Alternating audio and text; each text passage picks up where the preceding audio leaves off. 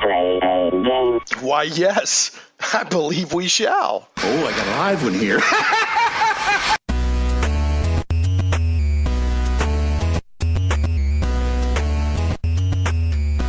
Live from Little Rock, it's Shane Plays Radio, Geek Talk Radio, a journey into the things we love. I'm your host, Shane Stacks. Thanks so much for joining us, whether you're listening live over 96.5 FM, The Answer out of Little Rock, or if you're listening live on 96.5 FM, theanswer.com. Glad to have you. If you're listening delayed by podcast or on Krypton Radio, again, just really glad to have you. Got a great show today. We've got a returning guest who personally I think is fascinating anyway, but last time he was on the show, it was a great show, and it's Dr. Travis Langley, the Superherologist. So I'll introduce him here in a moment, but you want to make sure to listen today because he's got fascinating insights into pop culture and psychology. He's a professor, a literal professor of comic books and other things, and he's been involved with a series of books on the psychology of like Batman and Captain America versus Iron Man, and we've got one on Wonder Woman coming out, and he's also got Star Trek coming out. So just really cool stuff. We'll talk to him here in a moment. Going to throw out some show notes. First of all, Zach, did you hear that news right before the show about some vigilante cat shaver? No. You did? Were you listening? You weren't listening to the I news? wasn't paying attention. There's some, Dr. Langley, were you listening to the news right before the show? I caught that. What town was that? I didn't even catch the town. I did not catch that part. So somebody... They're trying to figure out who's going around shaving cats. Abducting pet cats, shaving their legs or their belly, and then returning them unharmed. So I don't know. I'm sure some... It's in Virginia. I remember it's in Virginia. I don't know. A vigilante rogue groomer. So there's some psychologists can make their career on that. I don't know. We'll see. Hey, I'm going to throw out my show notes real quick, and then I will quote unquote officially introduce you. But thanks for chiming in on the on the cat shaving. It just the notorious cat shaving. Who needs movies or comic books or I mean real life a phantom cat shaver. Anyway, all right. So on to the show notes. Remember, this is live Geek Talk Radio. If you happen to be listening live, I do that on purpose so that you can participate if you so choose. Plus, I love talk radio and podcasts, so I blend the two. But you can call in at 501-823-0965, just like Travis did. You can call in. I forget, do you prefer Travis or Dr. Langley? Do you have a preference either way? Whatever you feel like. Okay. The one and only champion Travis Langley. That's how I'm going to refer to you the entire show. That's lengthy, but okay. It's up to you. Are you okay with that? All right. Whatever floats your boat. Whatever floats that boat. All right. So call in and talk to me or Travis at 501-823-0965, or you can tweet me at Shane Plays if you'd like to be part of the conversation. Don't forget that I always put show notes up on shaneplays.com, ShanePlays.com. They're up there right now, and they'll have the news items and then links to learn more about Dr. Travis Langley and his books and his biography and all that stuff. Quick biography. Last week's show, as always, is archived on the blog as well as going out on the podcast stuff. And last week we talked about Doctor Who. Doctor Who's back on the air. So we talked about. I'm personally quite sad that it's Capaldi's last season. Are you a Whovian? You've got a book on Who, don't you? I've got a book on Who because life would have been incomplete if I didn't have a book on Who. There you go. I can talk about all the doctors. I can talk about lesser-known doctors. I can talk about radio play doctors. I love Capaldi. I wish he'd had better stories along the way. And he's hitting his stride now. We talked about that last week, man. I love Capaldi. I've been waiting for him to get his legs under him. Now he's got his own companions, his own storylines, and it's great. And it's his last in Bill. I love Bill. Yeah. And I love is it Nardole? Nardole. Yeah. I love it. And see, I was talking last week. I love crotchety old doctors. My favorite classic doctor is Pertwee. So I got no problem with Attack Eyebrows Capaldi at all. Right? It doesn't have, as I said last week, I'm not opposed to the beautiful people, but Doctor Who does not have to be the beautiful people for me. So when the new reviewers needed to learn, they can't all be pretty boys. They can't. they can, although I'm sure that there's certain TV executives that would prefer that. But anyway, if people want to know more about, we had a great conversation, myself and Gene Turnbow from from Krypton Radio, and then Neil Carter, local Whovian, really cool guy. We just talked about Doctor Who in the new season and all that stuff. And I'm like you, I hate that it's Capaldi's last season. So, and I'm hearing it's Bill. Pearl Mackie. It's going to be her only season as well, which is a huge bummer. But anyway, that's life. But don't forget the show does go out as a podcast on my blog at shaneplays.com, iTunes, Google Play Music, Stitcher, iHeartRadio, and other fine podcast directories. And last but never least, Shane Plays is carried a week delayed on Krypton Radio. Krypton Radio is sci-fi for your Wi-Fi. KryptonRadio.com. So I want to throw out a little bit of love to a sponsor. Game Goblins, show sponsor Game Goblins, is having... I guess it's International Tabletop Day. So a lot of game stars, probably stars too, but game stores are participating in International Tabletop Day. And Game Goblins over in West Little Rock at Bowman and Canis, they have an event going all day. You walk through the door, you get a ticket.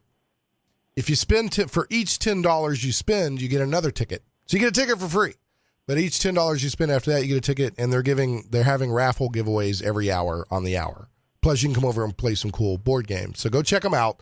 That's today only. That's the advantage to listen to the live version of the show, folks. That's today only, April 29th at Game Goblins. Zach, go ahead and hit up, throw on that. Oh, you know what? I'm going to introduce Travis here again for the people who know who he is, and then we're going to turn on the super secret microphone in the newsroom. So, from Amazon's Travis Langley page, Travis Langley, PhD. That's right. The doctor himself, speaking of doctors, authored the acclaimed book, Batman and Psychology, A Dark and Stormy Night, from Wiley and Turner Publishing. He's the editor and lead writer for Sterling Publishing's popular culture psychology series, including Doctor Who Psychology, A Madman with a Box, Wonder Woman Psychology, Lassoing the Truth, and Captain America versus Iron Man, Freedom, Security, Psychology. And I know talking to you before, you and I both landed squarely on Captain America's side when we were talking about Civil War. I'm assuming that hasn't changed. Yeah. No. So, yeah. And there was a con I ran into where you were giving away free Iron Man and free Captain America buttons, and the Captain America buttons were going like hotcakes. So I think that was River City Expo. Was yeah, it? I have Iron Man. I have the Freedom buttons that are clearly designed to be Captain America buttons. Right. The Security buttons, clearly Iron Man buttons. And even when I tell people, take them both. They just want the freedom. It's like out of loyalty to Cap, Yeah. They need to take the Captain America one. I took the Captain America one. It's in my office at home. So, and that one has a forward by Stan the Man Lee. And then along with looks at Star Wars, Star Trek, The Walking Dead, Game of Thrones, Wonder Woman. Well, we already covered that. Supernatural. I know you're a big Supernatural TV show fan. And then you've also got a Star Trek book coming up, if I'm not mistaken.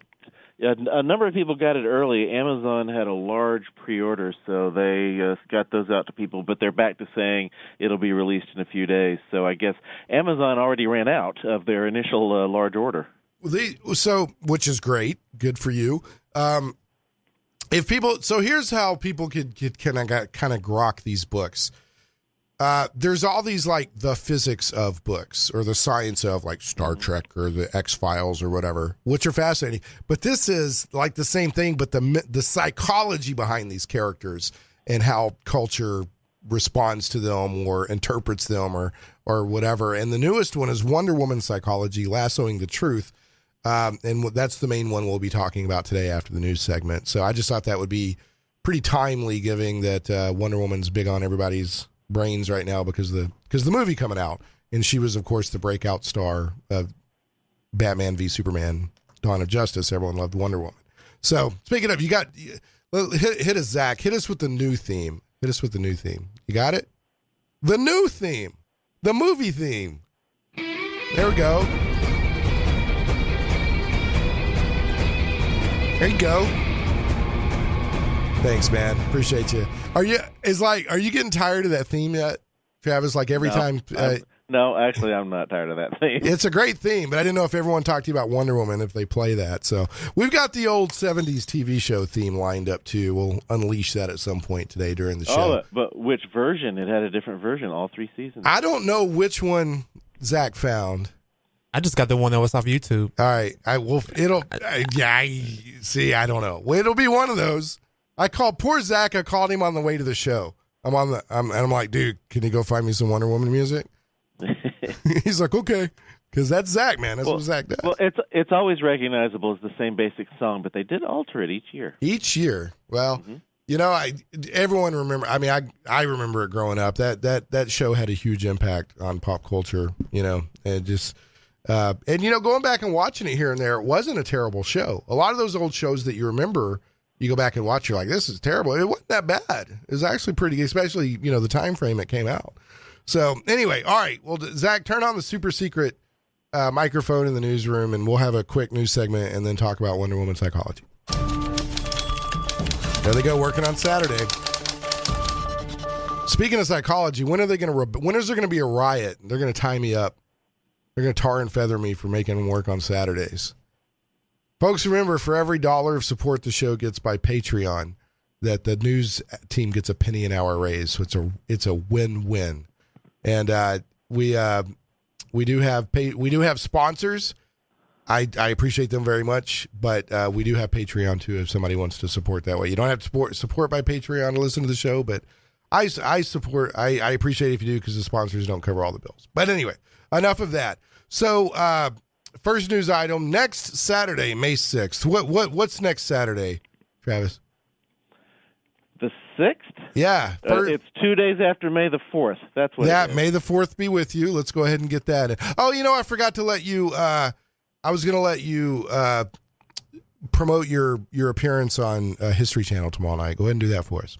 Tomorrow night on the History Channel, a program from, making sure I've got the right company in mind.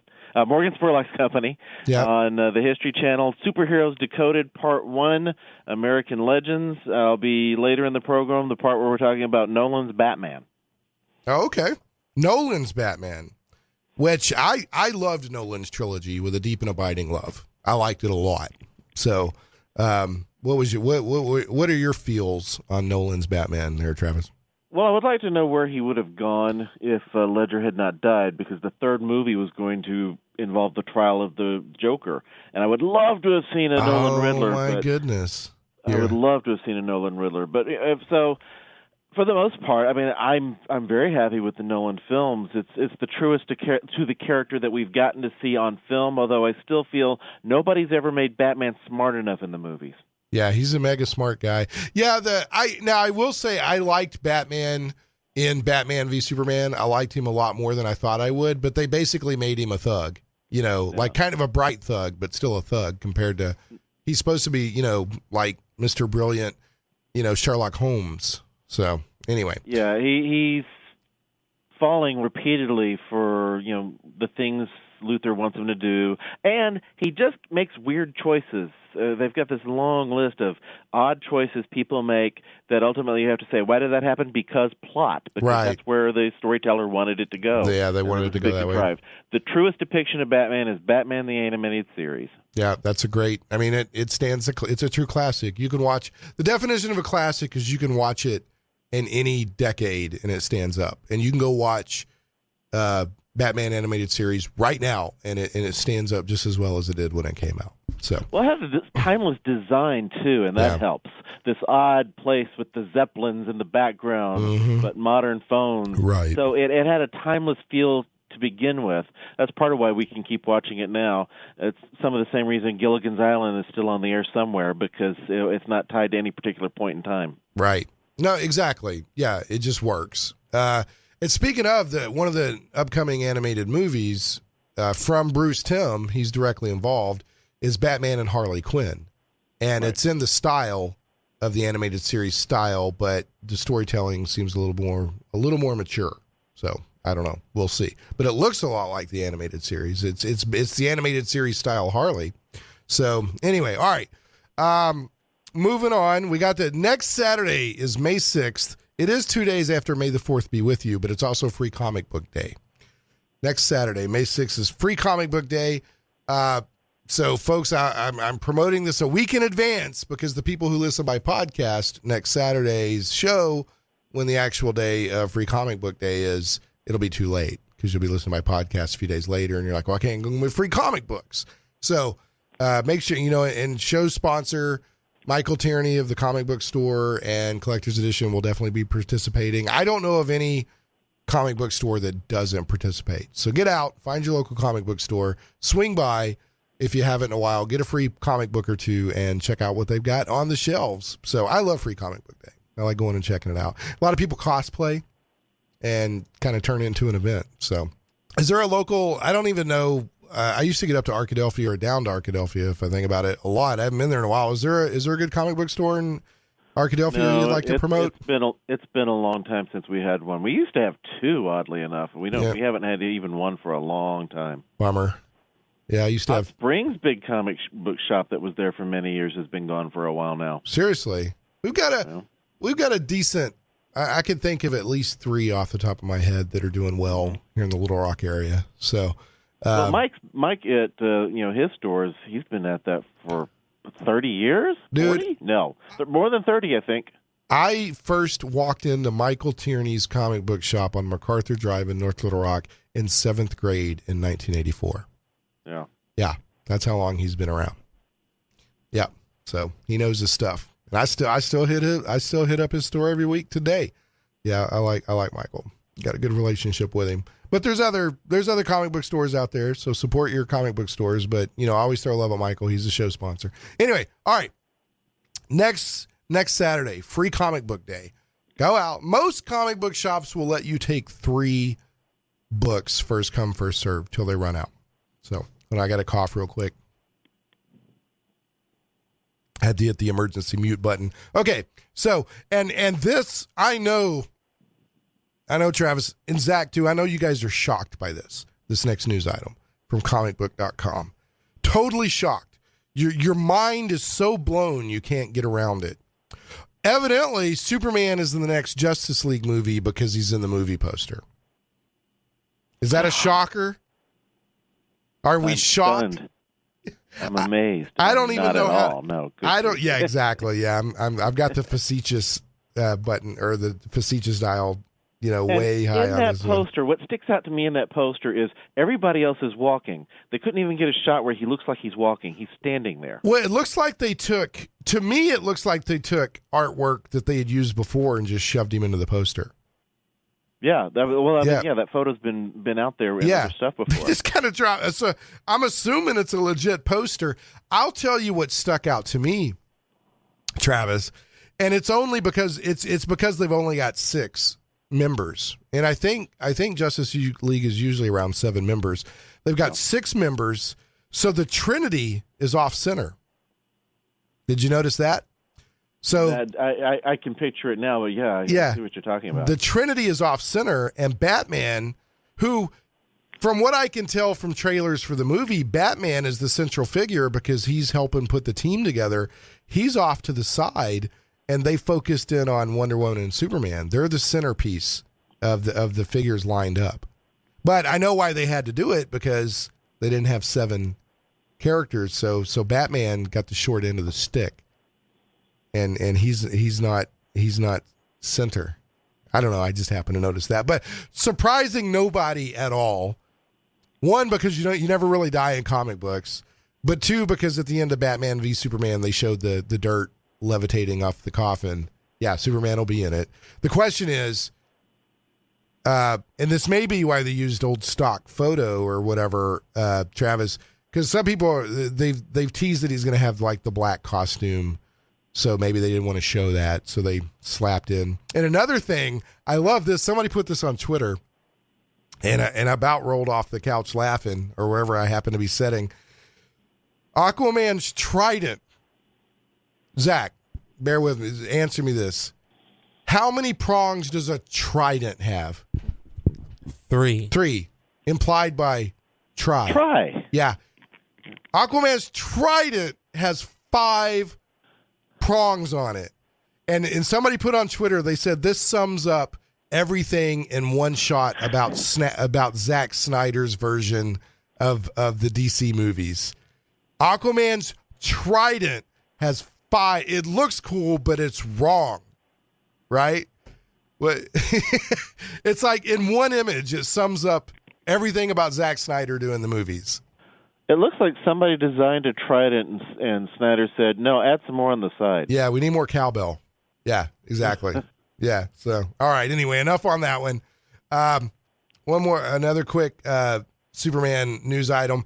This is actually kind of intriguing. That other news item I threw in kind of just to be a jerk and kind of mess around, but Superman versus the KKK movie is in development. Have you heard about this? Yeah, based on how the radio show actually influenced America. It lasted a couple of months on the old radio show, where they had somebody a journalist who infiltrated the KKK and was giving them information such as passwords to get in doors, and they're revealing this stuff in the radio show. It's an amazing story. It really is. So it's not a literal Superman flying through the air. It is as he just said. I'm looking at Zach when I'm saying this. So it's the old Superman radio drama, which people have a hard time understanding how impactful these old radio dramas used to be. It was like it legitimately damaged the KKK. Membership went down. People didn't want to be members of this group that their kids were making fun of when they were playing. Right. Exactly. So it was a big deal. So anyway, so this movie is a dramatized version of that. It's not literally Superman, but it tells an important chapter of American history using the Superman radio drama. So I think it's going to be really good. I'm really intrigued by it. And that's also from comicbook.com. And last, I'm not going to spend a lot of time on this. I'm just mentioning if people want to go read up on it. There evidently more and more people are making money running D&D games. Like I first heard about this a few months ago, but I'm hearing more and more about it. I've got an article up on Glixel, or from Glixel, up on the show notes page. Meet the Dungeons & Dragons players who are making a living running games. They're literally making a living dungeon mastering D&D games. So if you want to know more, and the main person they focus in on is I can't remember his name off the top of my head, but he's on YouTube. He's known as Dawn Forged Cast, and Armstrong. His last name is Armstrong. Andrew Armstrong. That's him. They talked to another guy as well. But literally, it's a huge thing right now. People are making thousands of dollars a month running D&D games for people. So that shows you how hot and in demand D&D is right now. So I don't know if I asked you this before, Travis. Are you a gamer at all? Yes, I was playing Dungeons and Dragons from the first edition. There you go. Do you get to currently play today? Only once in a while with my sons. Okay, I run a 5th edition game every Tuesday night. I enjoy it very much, and I try to, in fact, I'm doing with Game Goblins, show sponsor. We're doing free RPG day in June and stuff like that. So I try to not only play, but, kind of give other people opportunities, chances to play games they haven't before and stuff like that. Anyway, that's way more than enough time that we are going to spend on the news segment. I'm going to throw out a little love to a sponsor here. I don't know. Are you going to Little Rock Comic Con? Are you going to be there? Little Rock Comic Con? Yeah, May 20th and 21st. I will not. You will not be there. Okay. Anyway, we're doing some cross promotion, so I'm going to throw out an ad for them. And then when we come back, we're going to talk about the psychology of Wonder Woman.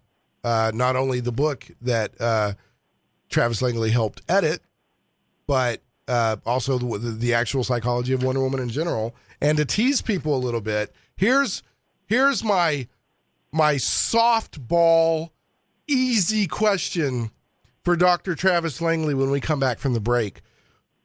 Why do strong women in comics somehow have to include lesbianism or bisexuality? There's your softball question when we come back. I just thought I'd start off easy. All right, here we go. Arkansas's original comic and toy convention, the 2017 Little Rock Comic Con, is May 20th and 21st in Benton, Arkansas. Look for Little Rock Comic Con on Facebook or visit http:/littlerockcomiccon.com. Admission is $10 a day or $15 for the weekend. Tickets can be purchased through Eventbrite until May 18th or at the door. 2017 special guests include Jason Font of Power Rangers Time Force, Gary Chalk the voice of Optimus Primal from Beast Wars, Justin Nimmo of Power Rangers in Space, comics artist Timothy Lynn, YouTube personality Optibotimus, and more. Come on out and meet the special guests, enjoy moderated panels, cosplay and cosplay contests, dealer booths, and lots of cool comics, toys, and geek culture fun. Don't forget the after party at Dave & Buster's, 7 p.m. Saturday night. After party event tickets must be purchased in advance through Eventbrite by May 18th. Dealers and artist tables are available now. 2017 Little Rock Comic Con is May 20th and 21st in Benton, Arkansas. Look for Little Rock Comic Con or Facebook, or visit http://littlerockcomiccon.com. When we come back, Dr. Travis Langley and his book, Wonder Woman Psychology, Lassoing the Truth.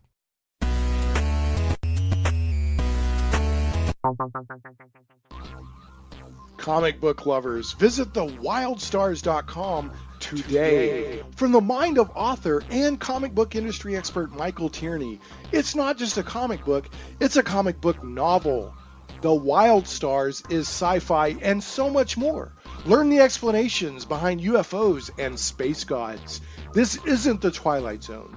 This is the region of the Milky Way galaxy known as the Wild Stars. We guarantee you've never read anything like it. The complete comic book novel took 20 years to tell, with one reviewer noting, the story of the Wild Stars stretches ambitiously across space and time, from small-town murders to the destruction of planets, with every event given multiple layers of meaning. If you haven't read The Wild Stars, you're missing out. Visit thewildstars.com today. The die is cast. Plunge into worlds of fantastic adventure where dragons lie and the undead stalk the shades of your mind's imagines. Where creatures of legend plunder wealth through the horror of their passage. Monsters grim and foul hold the ecstasy of gold and the renown of glory. All this and more awaits you and your friends in the unlimited, fantastic world of the Castles and Crusades role-playing game from Troll Lord Games. Visit your friendly local game store or trolllord.com to get your copy today. A rules-light, adaptable game that has stood the test of time. 12 years in constant publication with no new additions. Castles and Crusades is the original, easy-to-play attribute check system. Join us and unleash your imagination. Visit your friendly local game store or trolllord.com to get your copy of Castles and Crusades today. Shane Plays Radio is blessed to have sponsors, and we appreciate them very much. However, did you know that you can also support the show as an individual for as little as $1 an episode? Simply go to patreon.com/ShanePlays.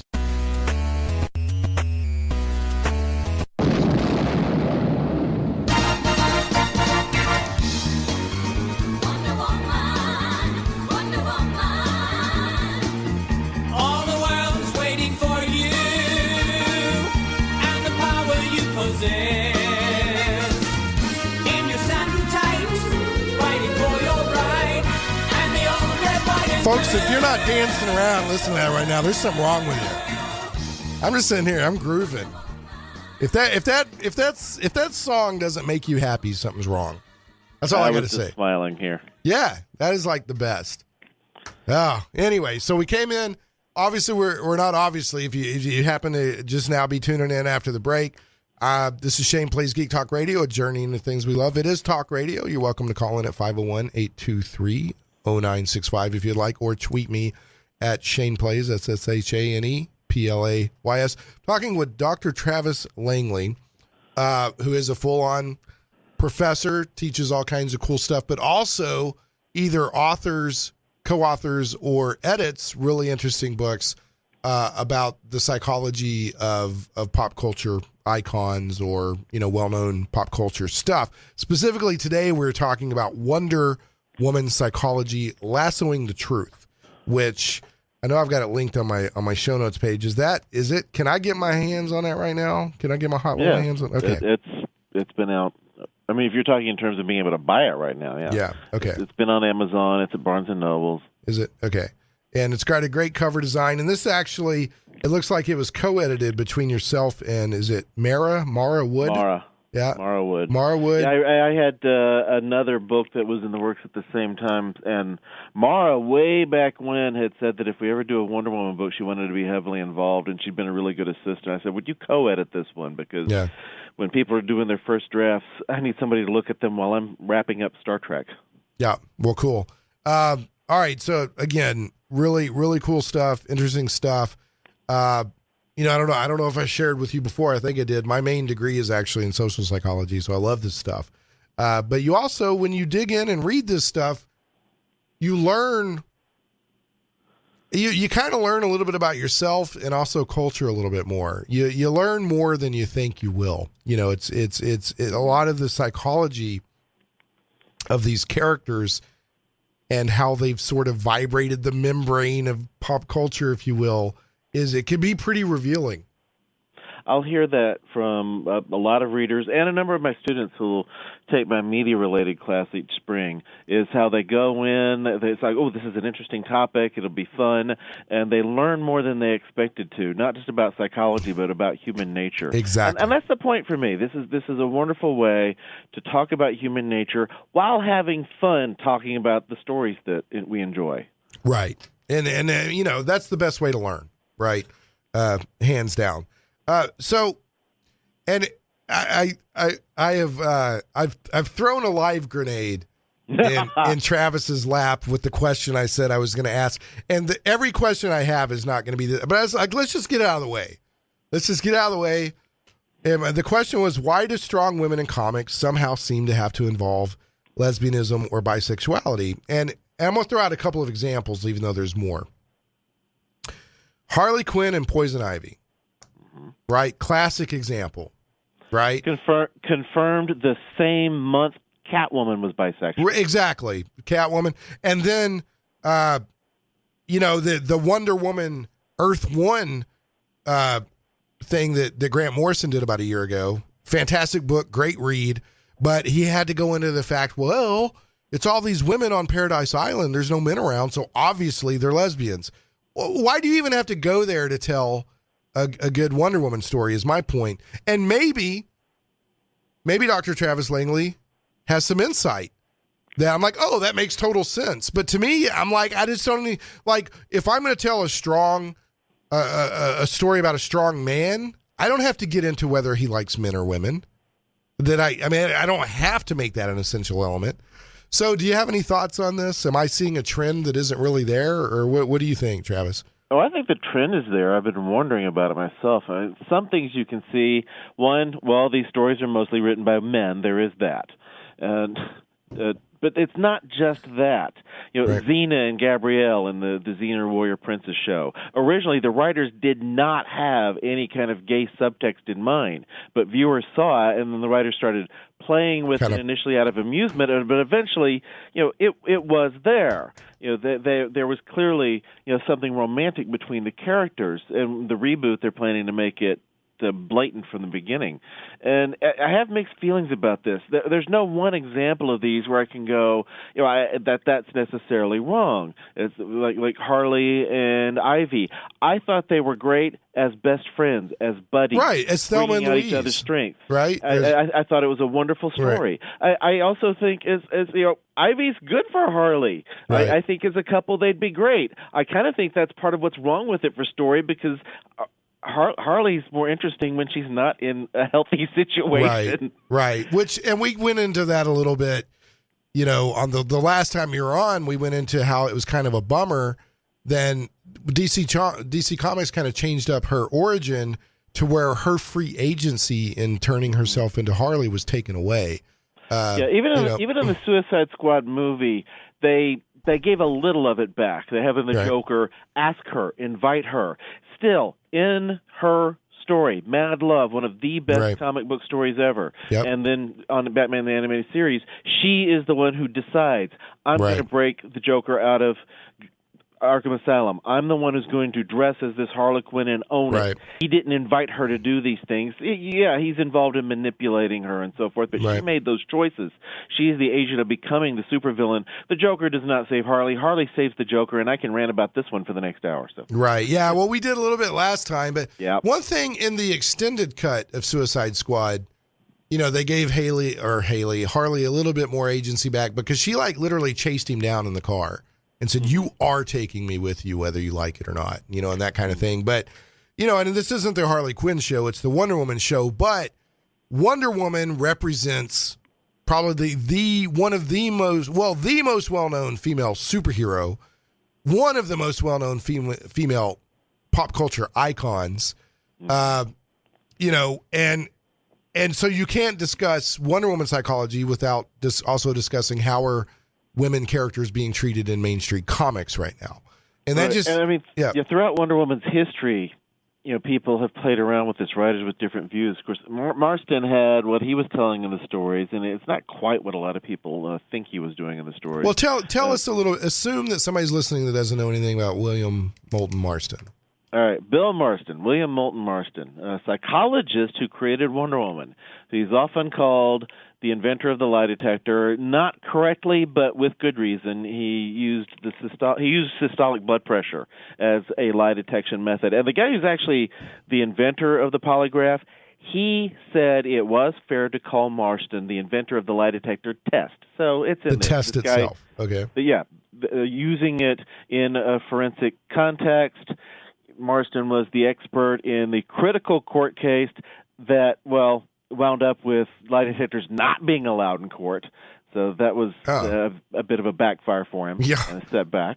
But he had that a very important thing. And then he created Wonder Woman. He went to work for DC Comics as a consultant, got the opportunity to create a character. His wife said, you should make it a superwoman because, Lord knows there are enough guys already. So just on that suggestion right there, she played a critical role. In fact, her previously unpublished memoir is a chapter in this Wonder Woman book that I've got. And to me, that's the most important part of the book, is that we got to publish Elizabeth Holloway Marston's memoir. Nice.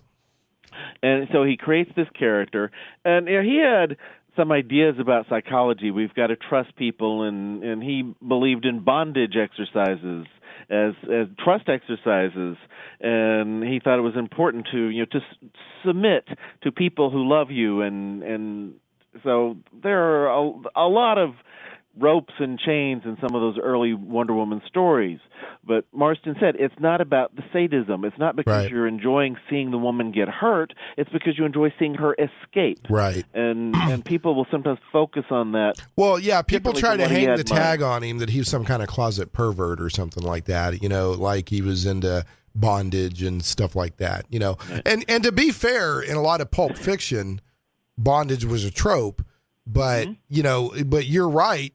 Like, Marston did it in such a way that she was going to escape because she's the heroine or the hero. She's Wonder Woman, right? So, right. And I don't think, even though she had a strong relationship with Steve Trevor usually did not rescue Wonder Woman. It's usually the other way around. Right. Wonder Woman rescued him. Right. In the early stories, she fell in love with Steve Trevor before she ever actually talked to him in the original Marston story. And so she was in love with Steve Trevor, but she was going out in the world to help fight the World War II against this evil spreading in the world.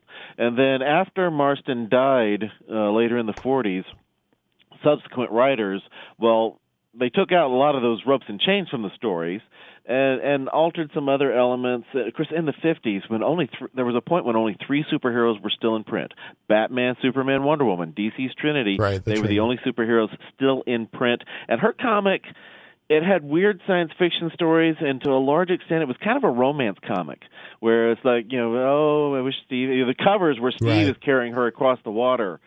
And then in the 60s, Denny O'Neil kills off Steve to take him out of the story, and you do not see him as a major figure in Wonder Woman stories really for the rest of the century. Even when he did return in another version of reality, he was not central to how you looked at Wonder Woman anymore. Well, Greg Rucka has, he's been writing the DC Rebirth Wonder Woman, and he's brought Steve back in pretty heavy, but they're more equals, than, I think he's doing a pretty good job with it. But the thing is, in every origin story of Wonder Woman, except one that I'm holding in my hand right now, Steve Trevor has been the catalyst for her leaving the island. Mm-hmm. Right? What are you holding in your hand? Straczynski's story? Jill Thompson. Oh, okay. Wonder Woman, the True Amazon. which I want to talk about. We got to take another break. I want to talk about that when we come back, with whether we're talking about Wonder Woman being a feminist icon or this or that or the other. You know, Steve Trevor has always been, him arriving on the island and violating the sanctity of the island has always been a catalyst for her leaving. Right. And, you know, I want to get your opinion when we come back from the break, if that's vital, because Jill Thompson doesn't think it is. You know, I don't know if you've read her Wonder Woman, the True Amazon graphic novel, which I thought was... I know about it. I haven't read it. It's actually pretty good, but that's one thing I take exception with, because I think that's so firmly established as part of Wonder Woman's origin story. I don't think you need to remove that element, but I'll get your opinion on that after the break. Go throw some love at a sponsor, and then we'll play some ads, and we'll be back with Dr. Travis Langley, the superherologist and co-editor of Wonder Woman Psychology, Lassoing the Truth. Some goblins are your friends. Game Goblins is Central Arkansas's premier retailer of Magic the Gathering, Warhammer 40K, board games, card games, RPGs, miniatures, and hobby accessories. Call Game Goblins at 501-224-GAME or visit them online at gamegoblins.com. That's 501-224-GAME or gamegoblins.com. For all your gaming needs, I heartily recommend Game Goblins. Make sure to check out their customer loyalty program. That, you know, it's just like you buy, you know, several in a row and they hook you up with some in-store credit. And then Game Goblins earns your business and keeps it. First-time customers mention Shane Plays and receive $10 off your purchase of $50 or more. Don't forget the International Tabletop Day that I mentioned earlier is going on over at Game Goblins right now. Walking through the door, get you a ticket. You walk through the door, you get a ticket, raffle ticket. Every $10 you spend after that gets you another ticket, and they got raffle giveaways every hour on the hour all day today. And I went by last year, and they were giving away some really good stuff. So anyway, first-time customers, I think I mentioned this. I'll mention it again. Doesn't hurt. Mention Shane Plays. Receive $10 off your purchase of $50 or more. Call Game Goblins at 501-224-GAME or visit them online at gamegoblins.com. Tell them Shane Plays sent you.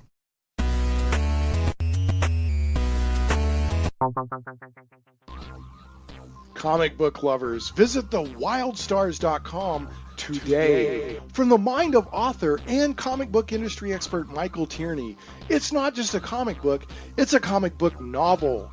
The Wild Stars is sci-fi and so much more.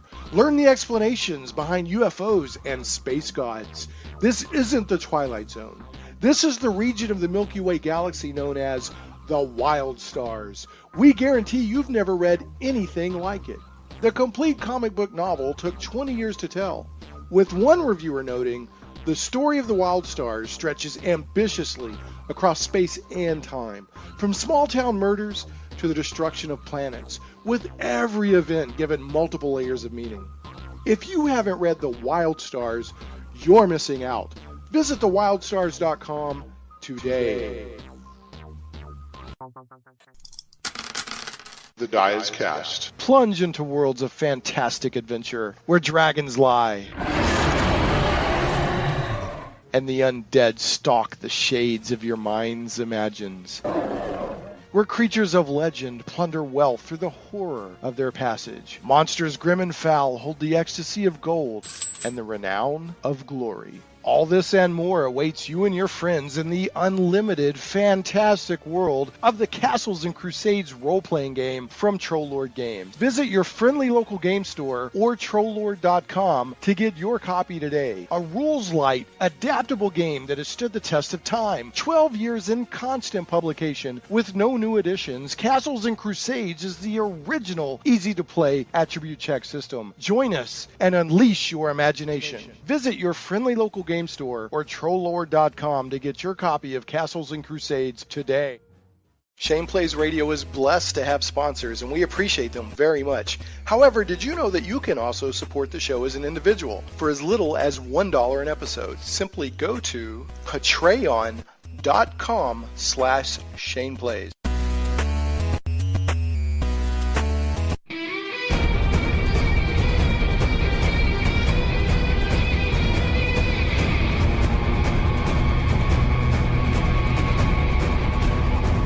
All right, and that, of course, is the. It's really becoming iconic. That theme has not been out that long. That was the Wonder Woman theme from Batman v Superman: Dawn of Justice, and now they're using it as her theme in her movie. And I'd say that theme is one of the few themes in several years that's come along that I think is really becoming instantly recognizable with a character. Like if you ask somebody to think of the Avengers theme music, they can't even remember it. They've heard it many times, but it just doesn't stand out the way that Wonder Woman does. It's not quite the level of that old John Williams theme that pretty much said Superman with orchestral music, but it's close. There's, and it's they've done a great job, and I just hope that the movie Wonder Woman, that I think it's like end of June, early July, if I remember right. I just hope it lives up. I hope it is the beginning. I hope it lives up because I enjoy the DC Comics superhero movies because I'm a comic book nerd, but a lot of them have not been good movies. Right? I'm specifically talking about the Zack Snyder stuff. I hope that Wonder Woman breaks that mold and is enjoyable not only because it's Wonder Woman, but because it's a good movie. So, well, Marvel got off to a good start with Iron Man as their foundation for their cinematic universe by saying, let's make this a good movie. Right. Yeah, no, the Man of Steel, which was the first, cornerstone or whatever of the DC Comics cinematic universe, had the wrong tone. And it's been wrong since then. There's been some good moments in the movies, but the overall tone has been wrong. So Snyder had said many years ago that he would not want to do a Superman movie, and then they got him to do one. Right. This is somebody who doesn't have the feel for the character. Right. You can say it means hope, but you don't say it. You show it. You show it. You show these things. Yeah, and it doesn't mean hope. When the two Zack Snyder Superman movies, at the end of the first one, he kills Zod, and then he's fully prepared to kill Batman in the second one. Yeah, and basically kills Zod twice. Yeah, and then kills Zod twice. Anyway, we're talking Wonder Woman. Wonder Woman. We were talking, before the break, we were talking a little bit about her origin and elements of her origin and that sort of thing. You did mention Denny O'Neil when he got rid of Steve Trevor. Denny O'Neil, wasn't he the one that also depowered her and put her in that white pantsuit? Yep. Okay. Denny did. In fact, Denny's a friend. One chapter in the book, I interviewed Denny and then built some psychology relevant to what he was saying into that chapter. And I'm so grateful to the man willing to have a chapter talking about what he sees as a big mistake in his career. But you know what? In defense of Denny O'Neil, I think I understand what he was trying to do. I'm going to take her powers away and show she's amazing on her own and doesn't need her powers to be amazing.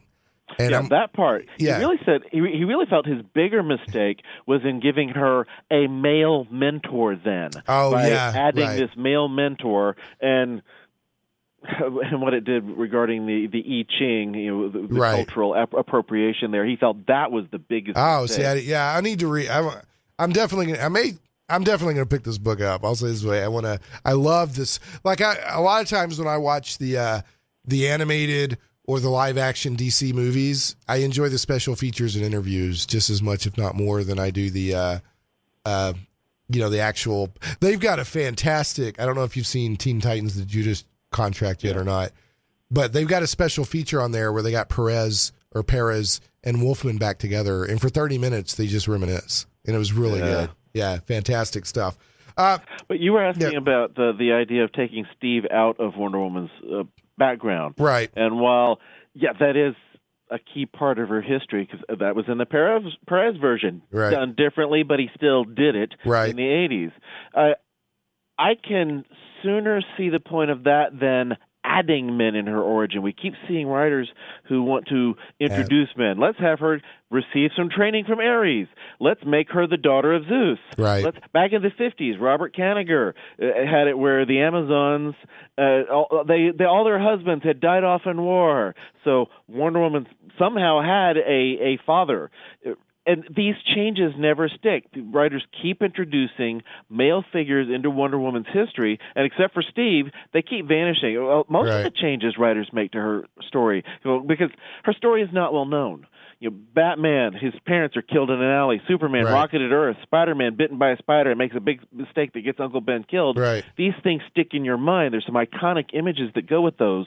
People don't know Wonder Woman's background because it doesn't have that key That traumatic resonance. moment, for one thing. And writers keep trying to improve on that, but you'll always end up going back to what Marston did in the first place because it worked. Right. Well, Even if go ahead. it was more abstract. Well, the reason that I think that having Wonder Woman's origin story includes Steve Trevor, because it's the only major catalyst, right? Like, she's on Paradise Island, she's immortal or whatever. The Amazon, they're doing their thing. No man can come to the island.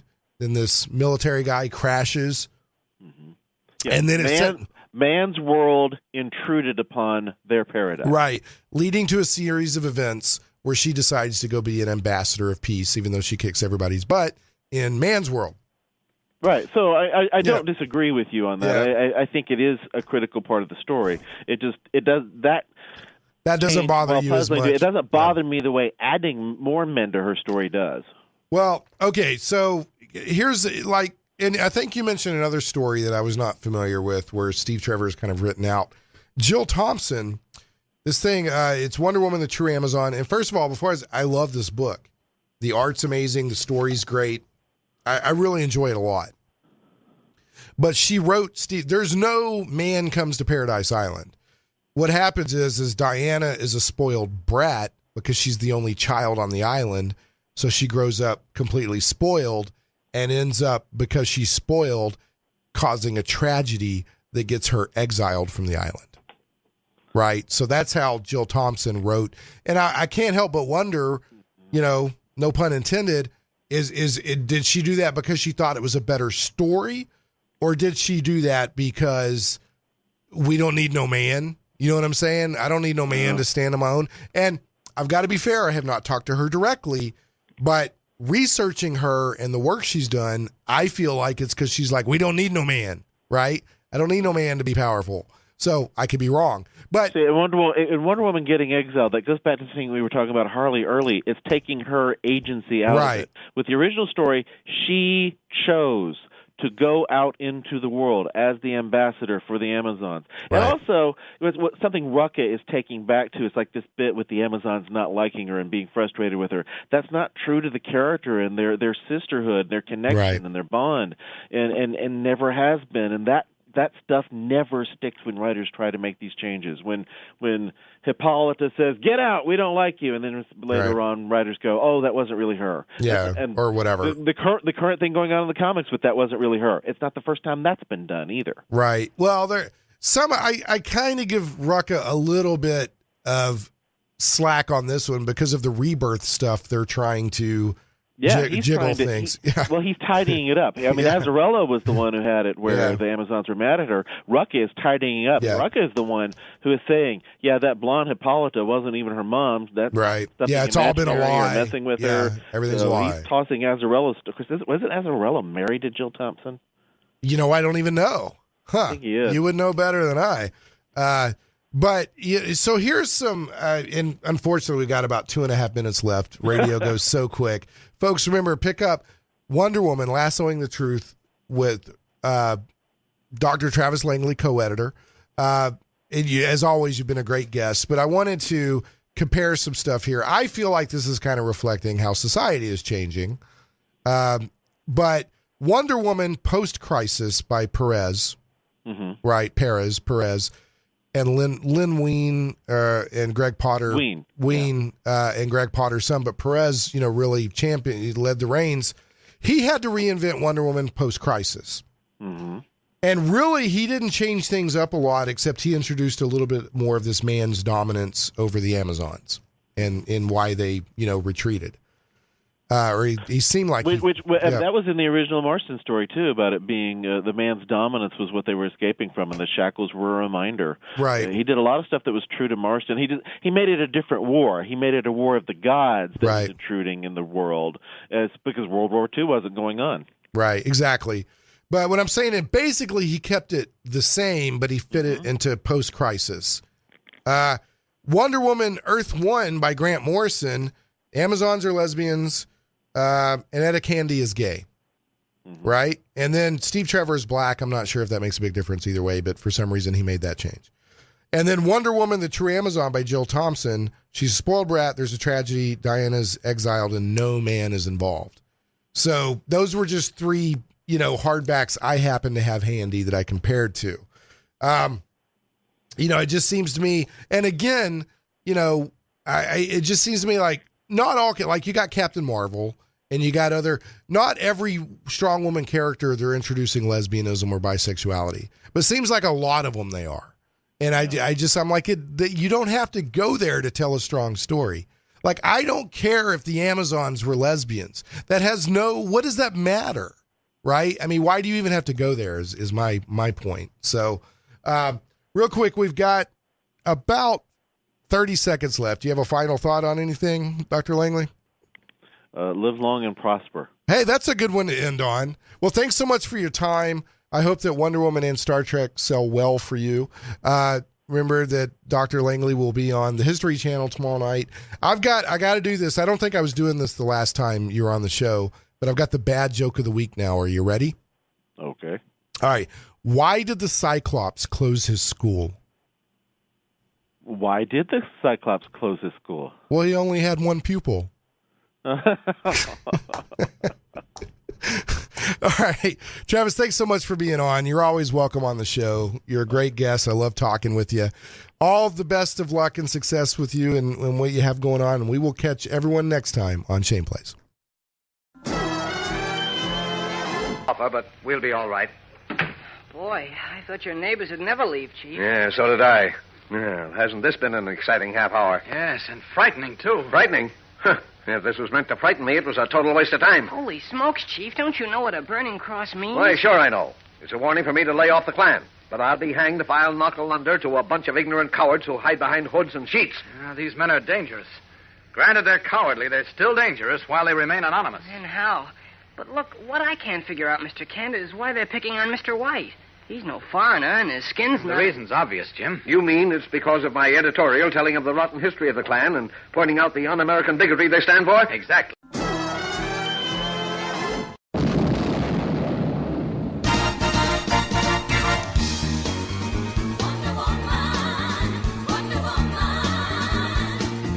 All the world is waiting for you and the power you possess. In your satin tights, fighting for your rights, and the old red, white, and blue.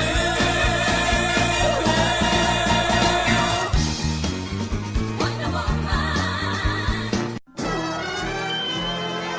Shane Plays Radio is blessed to have sponsors, and we appreciate them very much. However, did you know that you can also support the show as an individual for as little as $1 an episode? Simply go to patreon.com/ShanePlays.